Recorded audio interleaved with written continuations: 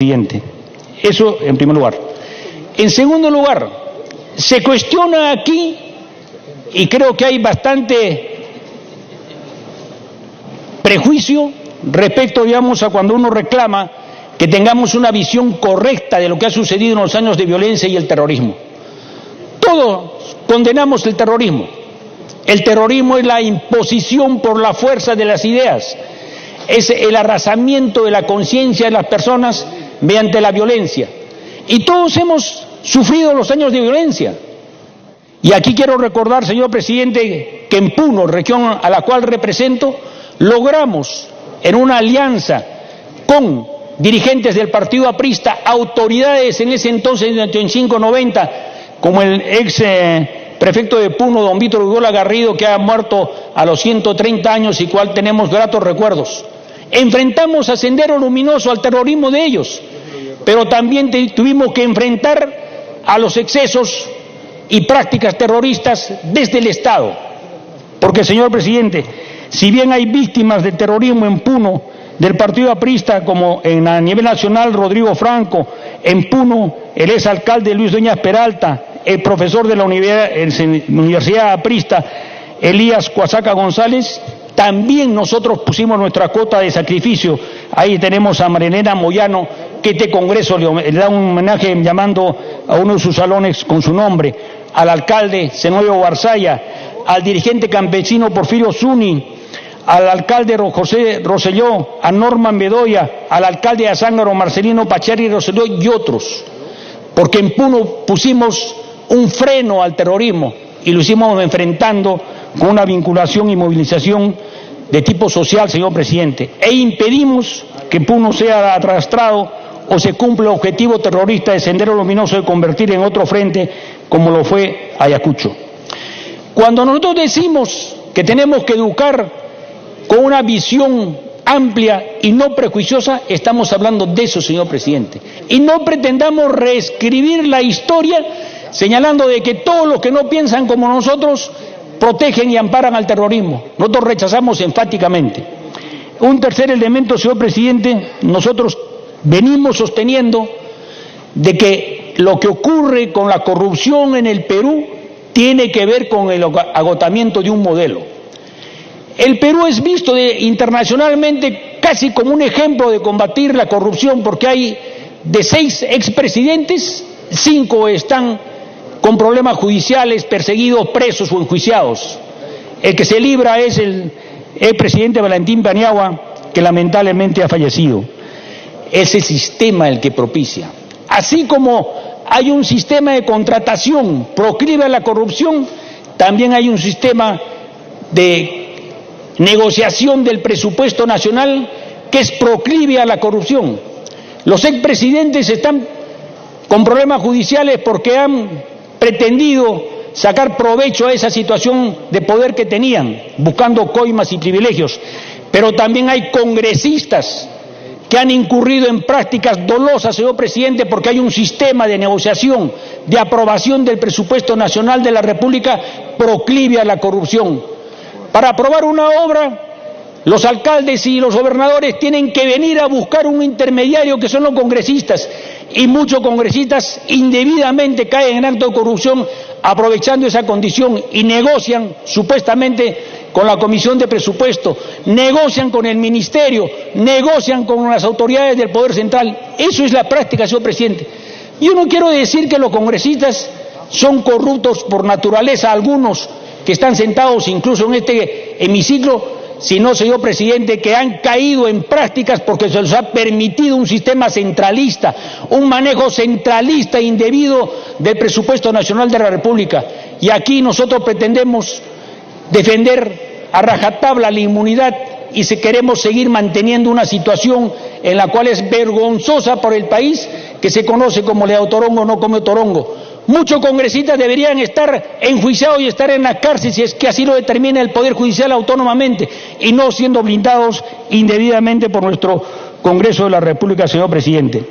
Finalmente, señor presidente, creo que respecto a la educación tenemos que ir a tomar conciencia que es una obligación nacional que todos luchemos por una educación de calidad. No basta que sea reconocido como objetivo nacional en el acuerdo nacional, sino que a su vez ese mecanismo de construcción de ciudadanía también tiene que haber en la construcción de ese derecho de la ciudadanía. Tenemos que aceptar nacionalmente que es un objetivo de una educación de calidad, pero tenemos que tener los instrumentos para defenderlo y tenemos que ejercerlo. Y eso implica, señor presidente, en primer lugar, que el Estado cumpla con asignarle al sector educativo el 6% del Producto Bruto Interno como presupuesto de este sector. En segundo lugar, el objetivo que los maestros hagan suyo el objetivo de mejorar la calidad de la educación y no solo se queden en reclamar derechos laborales, señor presidente, que los padres de tiempo adicional. Señor presidente, ya para acabar, que también los padres de familia asuman su responsabilidad, que participen en educación. La experiencia que han habido en algunas regiones en las cuales se ha avanzado en comprensión de lectora y en aprendizaje de las técnicas matemáticas ha sido con el compromiso de los padres de familia, de los profesores y de los gobiernos locales, ya sean regionales o municipales de su zona. No hay otra forma, señor presidente. Y también los estudiantes tienen que poner como una bandera la exigencia de la calidad de la enseñanza, porque muchas veces los universitarios o los jóvenes estudiantes en general solo se preocupan porque se les construya más aulas, se les construya nuevos pabellones. Tienen que poner por delante la mejora de la calidad de enseñanza. Ese es el objetivo nacional. No solo que esté como un acuerdo, como uno de los 20 puntos del acuerdo nacional, sino que tengamos conciencia que es un objetivo nacional y todos nos movamos en dicho sentido, señor presidente. Para que concluya, por favor. Termino, señor presidente. Creemos que una interpelación basada en una intolerancia cuasi ideológica, donde se mezclan creencias religiosas cuando somos un Estado laico, es inconveniente. Debatamos el problema de la educación, enfrentándolo como objetivo nacional de la mejora de la calidad de ella, y no, señor presidente, con un objetivo de buscar prevalecer y arrasar desde un punto de vista de intolerancia ideológica, señor presidente. Gracias. Gracias, congresista. Tiene la palabra el congresista César Vázquez.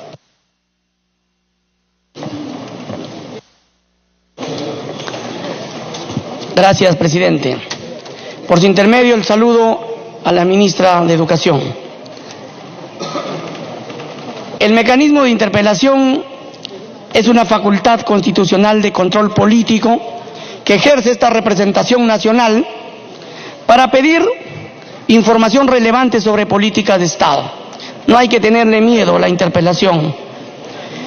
Y precisamente la presencia de la ministra el día de hoy nos debe servir no solo para aclarar una serie de dudas sobre este tema que es preocupación nacional, sino también para que nosotros, en legítimo uso de nuestra función de representación, le hagamos llegar la grave problemática educativa que se vive en el interior de las regiones y que la población nos encara semana a semana cada vez que vamos en la representación a nuestras regiones. La problemática y la grave crisis educativa, señora ministra, por intermedio presidente, que hay que solucionarla. Una problemática allá en el Perú profundo, de donde venimos nosotros, muchos de nosotros, y quizás usted pocas veces ha llegado. En Alianza para el Progreso, ¿estamos de acuerdo con la interpelación? Sí, estamos de acuerdo. Pero con una interpelación con altura, con respeto, como debe hacerse ante la investidura de una ministra de Estado, no llevada con odios de ideologías, con afán de aprovechamiento político. Esa es la interpelación que nosotros apoyamos. Y desde aquí, presidenta, tenemos que adelantar opinión como Alianza para el Progreso. Creemos definitivamente que de ninguna manera esta interpelación debe acarrear finalmente la posibilidad de una censura, porque los eventos que originan esta interpelación, se han dicho hasta el cansancio, no son de responsabilidad de la ministra. Ella misma ha reconocido estos graves errores en este tema de discusión y ha indicado que son errores que ha recibido de sus antecesores y ha tomado acciones correctivas. Nosotros solo esperamos que estas acciones vengan acompañadas de acciones concretas de enmendación, de corrección, y que no solo corrijan estos errores en un corto plazo, sino, sobre todo, que se sancionen a los responsables por tremenda aberración. Sabemos que el motivo de esta interpelación en la práctica se ha convertido en un enfrentamiento de ideologías. Se trata, pues, de una confrontación entre los llamados conservadores y los autodenominados progresistas. Y en medio de esta batalla campal están nuestros niños. Está nuestra política educativa nacional, que es precisamente la que debe definir qué tipo de ciudadanos queremos en el futuro. Por eso, presidente, no podemos permitir que se asuma esta confrontación como una oportunidad para aprovechamiento político, porque nos preocupa ya, desde luego, que un conocido colectivo que ha tomado ciertos colores y unas frases muy difundidas y que a veces salen en algunas calles reconocidas de nuestra ciudad, ya haya ido a reclamar un kit electoral para formar un partido político. No podemos usar estos temas tan sensibles para sacarles un aprovechamiento político para engendrar un partido o una candidatura futura. Por eso definimos desde Alianza para el Progreso, presidente, que nosotros defendemos la familia, así como defendemos también los valores que sirven para fortalecer la familia. Sin embargo, respetamos a los que no piensan como nosotros, porque más allá de la ideología está el derecho a la educación, el derecho a recibir una formación de calidad para la vida, a fin de que se permita que nuestros niños crezcan en igualdad de condiciones, con respeto absoluto por sus derechos y con la conciencia de sus deberes. En ese sentido, se ha cometido grandes errores de redacción en estos textos escolares que hoy nos ocupan, y no podemos permitir que en aras de una metodología inclusiva se haga abuso de estos términos y conceptos inconvenientes para la formación integral de los futuros ciudadanos. Esperamos la enmienda respectiva, como vuelvo a repetir, señora ministra, y la sanción para los responsables. Que esto no se vuelva a repetir. Señor presidente, y si de errores se trata, no miremos solo la hipersexualización de esos textos escolares o de esos famosos links, sino también las terribles fallas ortográficas que es inconcebible viniendo de un sector tutelar de la educación. Y así también, como si esto fuera poco, en estos famosos textos escolares hay eufemismos para identificar a quienes propiciaron el asesinato de más de 70,000 peruanos en nuestro país durante la época del terrorismo. No podemos llamar subversivos o combatientes a quienes mataron indiscriminadamente a los más pobres y a los más desprotegidos. Ellos se llaman terroristas y hay que llamarlos por su nombre en estos textos escolares. Así como es abominable dar clases de sexo anal en estos textos, también es abominable referirse como conflicto armado interno o subversivo en lugar de llamar a lo que realmente son terroristas. Que no nos sorprenda entonces, presidente, que muchos jóvenes que no vivieron esta etapa del terror, porque nadie en los colegios se les encargó de enseñarles la realidad, hoy desinformados, estén simpatizando con el Momadef o con cualquier otra organización que sirve de fachada para estos terroristas, y ahora pidan dentro de su ingenuidad o desinformación amnistía para estos asesinos que enlutaron a nuestra patria. Señor presidente, no podemos permitir que se minimice el periodo del terrorismo y exijamos a la ministra que asuma las correcciones de manera inmediata, porque como dijo Napoleón, quien no conoce la historia está condenado a repetirla. Señor presidente, si hay verdaderos motivos para una interpelación a la ministra, creo que esos motivos son distintos a los que hoy nos han convocado, y por eso voy a aprovechar este espacio para referirme a las serias deficiencias que tiene este sector y que nosotros, creo, como representantes auténticos del pueblo, verificamos día a día cuando vamos a nuestras regiones.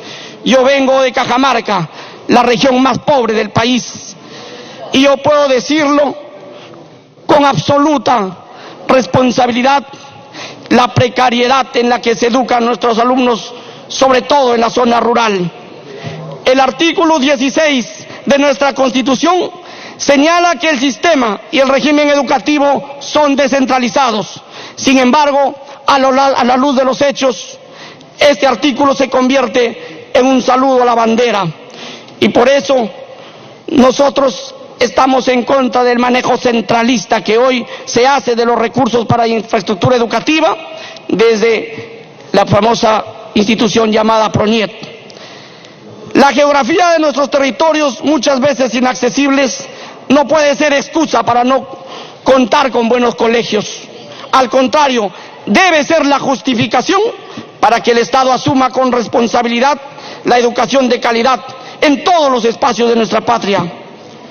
Quien conoce nuestro territorio y conoce la diversidad de sus climas y microclimas, debe conocer bien los periodos en que se debe construir y los materiales en que se debe usar para no evitar lo que se ve día a día, que con efecto de la naturaleza colapsan los colegios, sobre todo en la zona rural.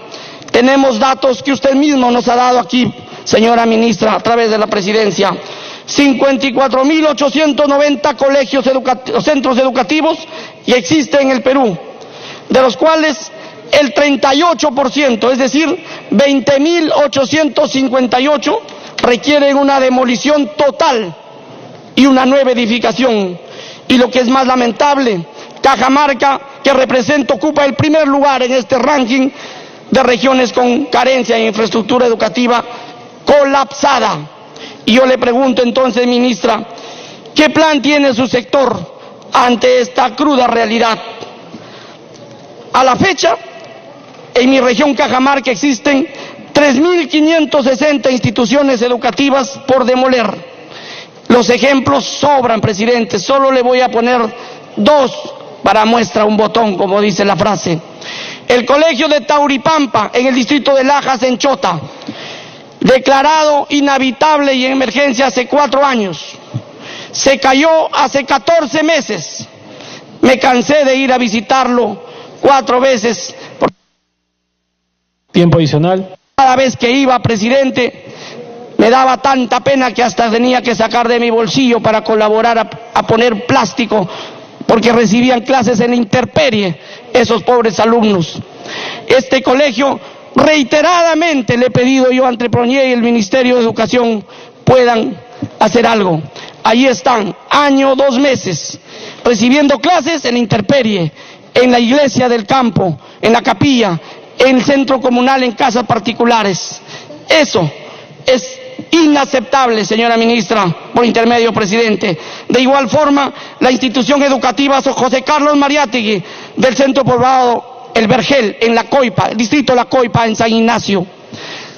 Estos colegios caídos, donde muchas veces hay aulas solo representadas por 4 palos y un plástico encima, y un tétrico escudo nacional que representa la precariedad de nuestra educación en el campo.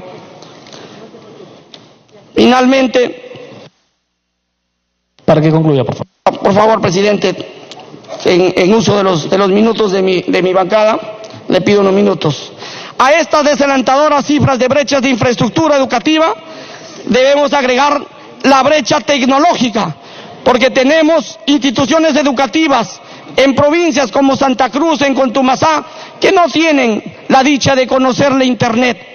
No hay interés de complementar esta tecnología en el campo, presidente. ¿Cómo es posible que el Minedu le exija a los alumnos y a los maestros si no se preocupan por articular con los sectores correspondientes para dotarles Internet o la ampliación de banda ancha? ¿Cómo se les exige el rendimiento a los alumnos si no tienen profesores en los colegios? Concretamente, señora ministra, por su intermedio, presidente, el colegio Totorías y el colegio Alba de Contumasá, Abel Alba de Contumasá, tienen 36 horas en el mes sin cubrirse por profesores.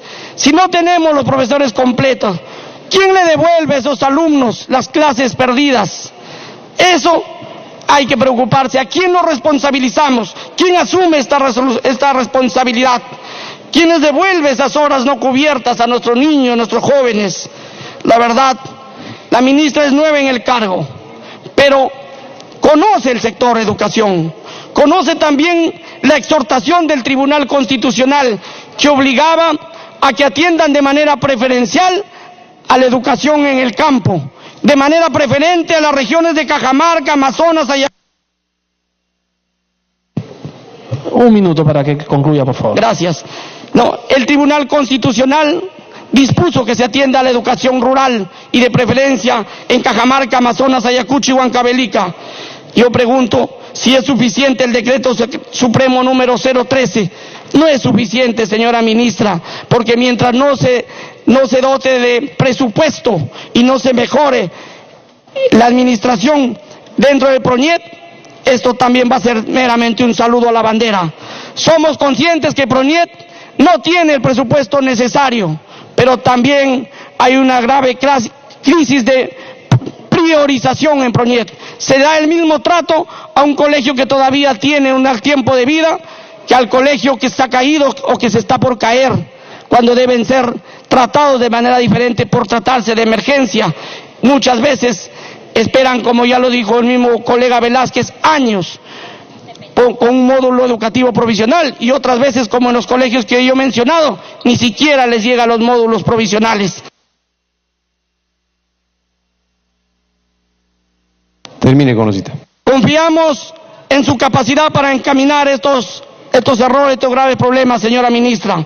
Apelamos a su experiencia en este sector y esperamos que su gestión sea productiva, porque lamentablemente en este sector, como decía Vallejo, hay, hermanos, muchísimo que hacer. Muchas gracias. Tiene la palabra el congresista Gino Costa Santolaya. Gracias, presidente. Saludo a la ministra de Educación y la felicito por la manera como ha absuelto las preguntas del pliego interrogatorio, que para la bancada liberal ha sido sin duda satisfactoria. Nosotros habíamos señalado, presidente, desde el primer momento que esta interpelación era innecesaria, inoportuna y contraproducente, y lo reiteramos ahora. El cuestionamiento que da pie a esta interpelación tiene que ver con un link, como ha recordado la ministra, un link en la página 89 de un libro de 901 libros que tienen los muchachos y los escolares hoy día en el sistema educativo peruano. Este asunto se abordó en la Comisión de Educación y la ministra dio las seguridades de que tomaría cartas en el asunto, y de hecho las ha tomado. Nos ha hablado de varios procesos administrativos disciplinarios abiertos para las personas responsables, incluso la Procuraduría y el Ministerio, por si fuera el caso, ha comunicado al Ministerio Público a efecto de determinar si esto constituye o no, podría constituir o no un delito. Es decir, que ella ha tomado las iniciativas que correspondían a una ministra que tan solo tiene 40 días de haber sido nombrada en el cargo. Por eso el carácter innecesario y la falta de oportunidad de una interpelación como esta, y la satisfacción nuestra de que, bueno, se hayan tomado cartas en el asunto para enfrentar este problema puntual. La ministra además ha informado que también ha constituido una comisión para hacer una revisión integral de todos los textos educativos en manos de los jóvenes, identificar si hay otros problemas, que es probable que los haya, y corregirlos. De manera que hay un equipo también trabajando en mirar hacia el futuro para evitar que estos problemas se vuelvan a presentar. Por eso me parece satisfactoria las respuestas que ha dado. Sin duda que la interpelación no está referida exclusivamente a estos problemas puntuales que se han identificado en los textos escolares, sino al cuestionamiento que hay detrás de ello, que tiene que ver con el enfoque de género, es decir, el enfoque de igualdad entre hombres y mujeres, que es uno de los 7 enfoques que informa la política educativa hoy día en el Perú. Y precisamente la existencia de una comisión investigadora donde se ha sentado en el banquillo de los acusados a los últimos 5 ministros de Educación, da cuenta, ¿no es cierto?, de esta ofensiva por socavar, por traerse abajo uno de los componentes centrales de la política educativa. Entre paréntesis, valdría sugerir, ¿no es cierto?, que se sienten en el banquillo de los acusados a todos los ministros de Educación desde el año 2004, cuando comenzó a ponerse en práctica el enfoque de género. ¿Por qué solo los últimos que corresponden a este gobierno, si esto no fue una invención de los ministros de Educación, ni del gobierno del presidente Vizcarra, ni del gobierno del presidente Kuczynski, sino que comenzó el 2004? Y en realidad los antecedentes son anteriores, porque ya tenemos la primera Convención Internacional de Naciones Unidas que nosotros, del año 79, que nosotros suscribimos en julio del 81 y ratificamos en septiembre del 82. Ya en ese entonces estamos, ¿no es cierto?, comprometiéndonos a un enfoque de género en nuestras políticas públicas en general y educativas en particular. Y eso se ve ratificado con la Convención Interamericana, conocida como Belén do Pará, suscrita el año 95, que nosotros, ¿no es cierto?, ratificamos el año 96. Y por supuesto, más recientemente, solo para nombrar los 3 instrumentos internacionales más importantes, más recientemente nuestros compromisos con los objetivos de desarrollo sostenible. Primero los objetivos del milenio, el año 2000, y los objetivos de desarrollo sostenible más recientemente. El objetivo 5 precisamente está referido a la igualdad de género. De manera que acá hay un conjunto de compromisos internacionales que habría que echar por la borda si en efecto quienes quieren y cuestionan y quieren acabar con el enfoque de género tendrían que tener éxito. En segundo lugar, recordar que las 3 principales fuerzas políticas en las últimas elecciones participaron en ellas respaldando el enfoque de género. Y en tercer lugar, recordar más recientemente que este debate sobre si el enfoque de género es válido o no, como parte del currículo educativo, se lleva al Poder Judicial. Y hace unas semanas la Corte Suprema de Justicia dice: el Ministerio de Educación es el ente rector, el Ministerio de Educación decide las políticas educativas, por supuesto que escuchando a la sociedad civil y especialmente a los padres y madres de familia, pero le corresponde al Ministerio de Educación hacer esa definición.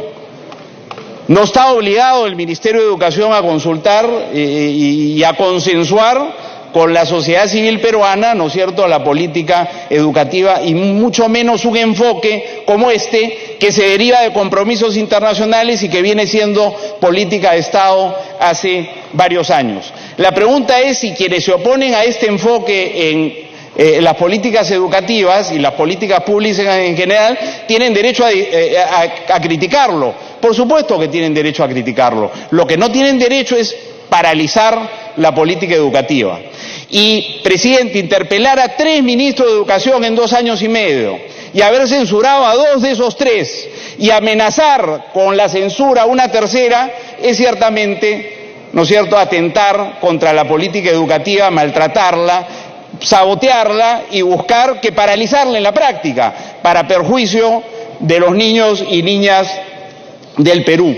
De manera que, respetando la libertad de opinión y de crítica, creo que hay que evitar también el abuso de poder, ¿no es cierto?, que hay en este Congreso para hostigar, hostilizar e impedir que la ministra se dedique a su trabajo para sacar adelante la educación pública. El día de mañana tiene que asistir a la comisión investigadora para dar cuenta, ¿no es cierto?, de sus responsabilidades hace unos años, cuando también era funcionaria del Ministerio de Educación. Pero lo más grave, presidente, más allá de los cuestionamientos de naturaleza, digamos, constitucional, legal y político, ¿no es cierto?, que hay frente a la manera como se pretende atacar el enfoque de género, lo que más preocupa es que sin enfoque de género nos quedamos desarmados frente a la terrible violencia que viven las mujeres en el Perú. Porque una educación de igualdad entre hombres y mujeres es la mejor herramienta para enfrentar el machismo, que es así, es una ideología, ¿no es cierto?, que sostiene que los hombres son superiores a las mujeres y tienen sobre las mujeres todos los derechos, incluso el de levantarles la mano, y es esa precisamente ideología machista la que explica los altísimos niveles de feminicidio que hay en el país, de violaciones sexuales de niñas, de trata de personas y del maltrato a la mujer en general. Eso es lo que a nosotros los liberales nos preocupa más, y también nos preocupa otro asunto, que asociado al enfoque de igualdad de género está la necesidad de ofrecerle a los jóvenes en el proceso educativo una educación sexual integral, que es el instrumento para que puedan estar adecuadamente informados y defenderse, ¿no es cierto?, de todo lo que pueden ser agresiones a su integridad física y sexual. Sin educación sexual integral no podemos revertir los altísimos niveles de feminicidio que nos preocupan a todos, no podemos revertir el embarazo adolescente que hace una semana discutíamos está en unos niveles altísimos, ni la trata de personas, ni el maltrato a la mujer en general. Por eso, presidente, también comentar que toda esta idea de que el enfoque de género es un exceso, porque en realidad la educación sexual le corresponde a la familia. Y sin duda nosotros no podríamos negar que la familia tiene un rol fundamental que cumplir, pero el sistema educativo también lo tiene. Y ocurre que en muchos casos, y esa es la evidencia que tenemos, presidente, el 70% de las violaciones de menores ocurren en el hogar. Entonces no todas las familias y no todos los hogares son lugares seguros para nuestros niñas y niños, y por eso es que el sistema educativo tiene que complementar la educación que se brinda en los hogares, en algunos casos para proteger a las niñas y niños, ¿no es cierto?, de padres o familiares mayores, depredadores, que son los responsables, ¿no es cierto?, de esas violaciones sexuales que son gravísimas y en el Perú son de las más altas del mundo. Entonces nos preocupa mucho que si ponemos de lado el enfoque género nos vamos a quedar sin la herramienta fundamental para proteger a las mujeres y a las niñas, ¿no es cierto?, de los tremendos niveles de violencia que tenemos hoy día.